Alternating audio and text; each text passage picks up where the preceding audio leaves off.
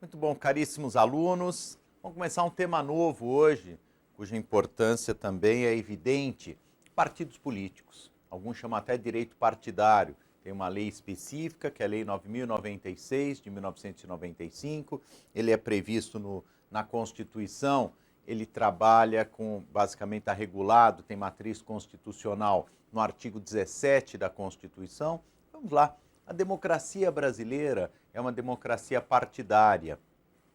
Não se admite, como já vimos, a chamada, o que, caríssimos? As chamadas candidaturas avulsas. Então, os partidos são importantes. São grupos de pessoas com ideais, com ideologia comum, ideais políticos comuns, que se juntam para a tomada do poder, para poder, claro, influenciar a direção da política no país, né? Vamos falar um pouquinho, então, de partidos políticos. Só para começar, sistemas partidários. Nós temos vários tipos de sistema partidário no mundo todo, né? Sistema de partido único, que é clássico dos sistemas totalitários. Depois você tem os totalitários e autoritários em geral, mas não tem uma correlação, obviamente, com a democracia. Depois você tem os chamados também sistemas bipartidários, o chamado bipartidarismo, que nós tivemos no Brasil de 1965, com a AI-2, Ato Institucional número 2, até 1979, que era aquela coisa forçada no Brasil, que só tinha Arena e MDB. Em alguns países você tem isso na prática, como nos Estados Unidos, na Espanha, mas é na prática, até existem outros partidos. E tem o pluripartidarismo que foi adotado em nosso país, por exemplo, desde 1979 e depois confirmado no texto constitucional de 88, ok?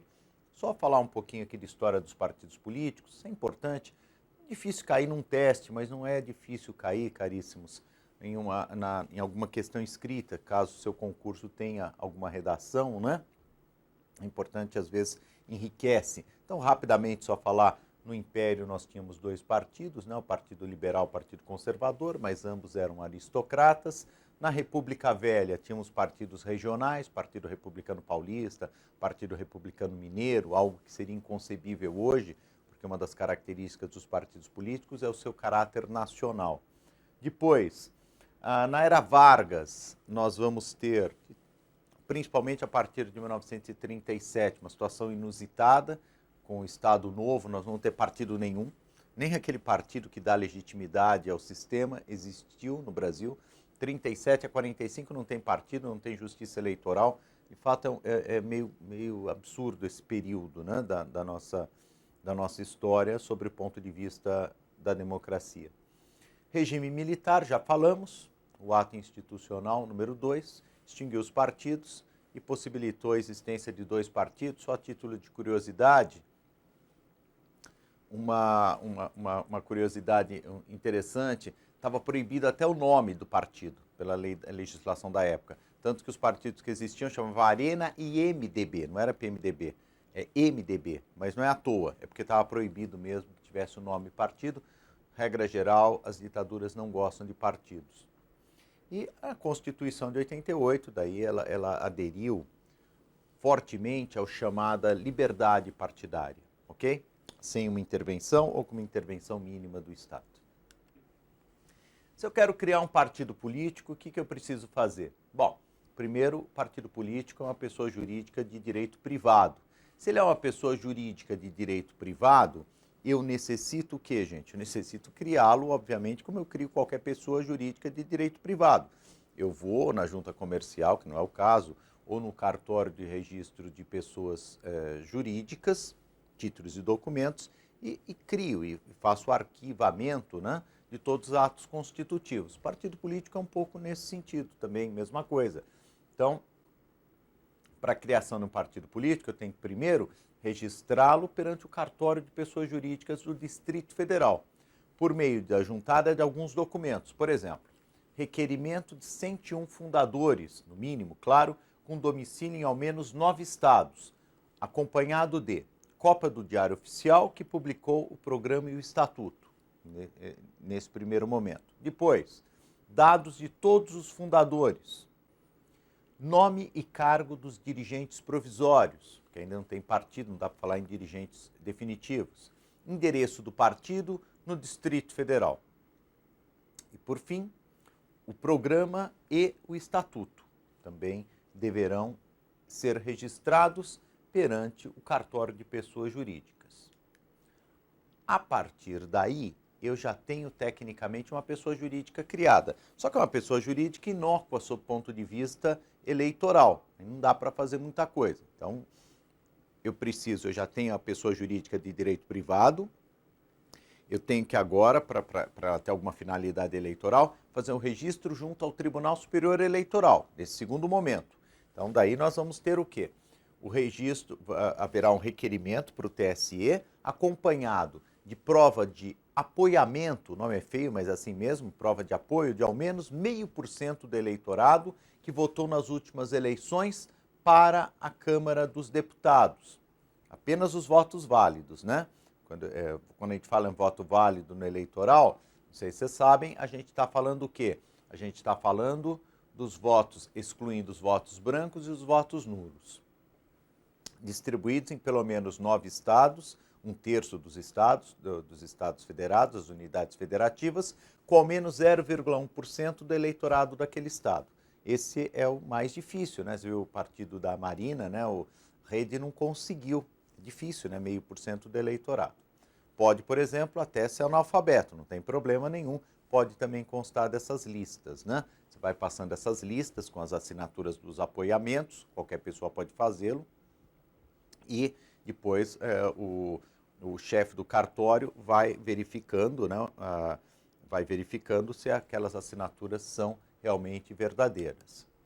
Depois, cópia do programa e do estatuto, também vai ser juntado para o TSE. Certidão do registro do partido no cartório de pessoas jurídicas. Claro, você fez aquele registro e pede uma certidão no cartório para juntar no processo do TSE. Processo, vai ser um processo, obviamente, vai ter um relator junto ao TSE e vai ser julgado pelo plenário, pelos 7 ministros do Tribunal Superior Eleitoral, no prazo máximo, claro, de 30 dias, após a oitiva do Procurador-Geral Eleitoral. Bom, o mais importante vem aqui. Está registrado? Está registrado. Bom, a partir de agora, passados de imediato, ele já tem a garantia do nome da sigla, o que é muito importante também. Tudo é marca hoje em dia, né? Não é à toa PSDB, PT, PMDB, são marcas importantes sob a ótica política. Além disso, também podem requisitar de imediato bens públicos gratuitamente para reuniões e convenção partidária.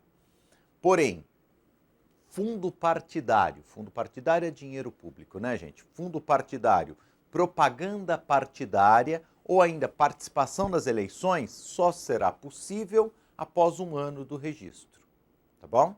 Após 1 ano, daí sim eles passam a ter esse direito.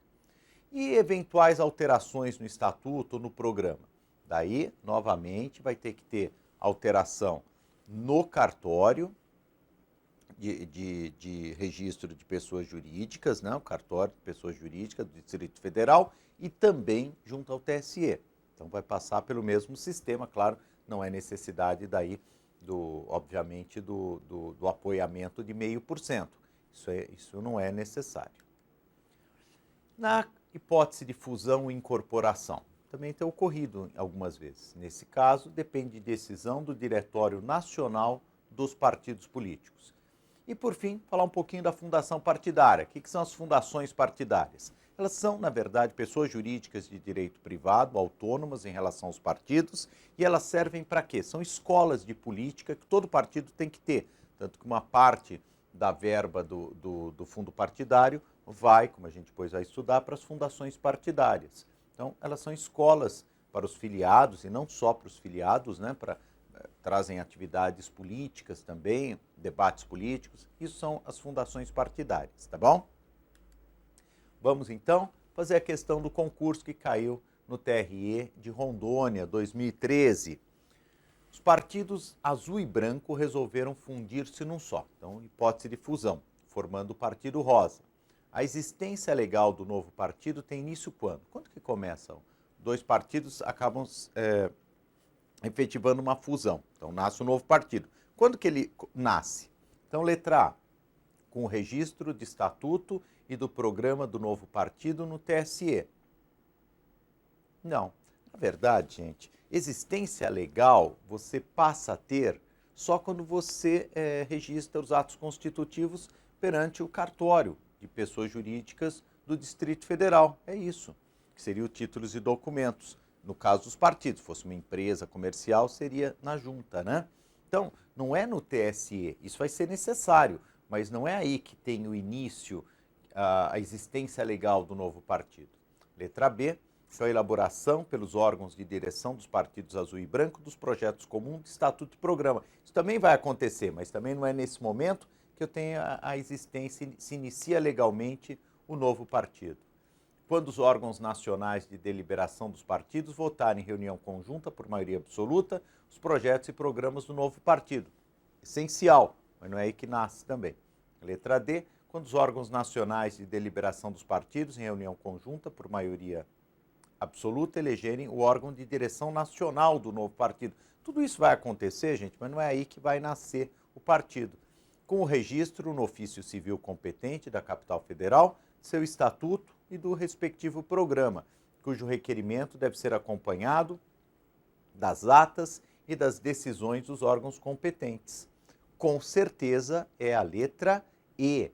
Perfeito, gente? Gabarito é a letra E. Tá bom? E acho que por hoje tá só. Tá bom. Um abraço para vocês e bons estudos.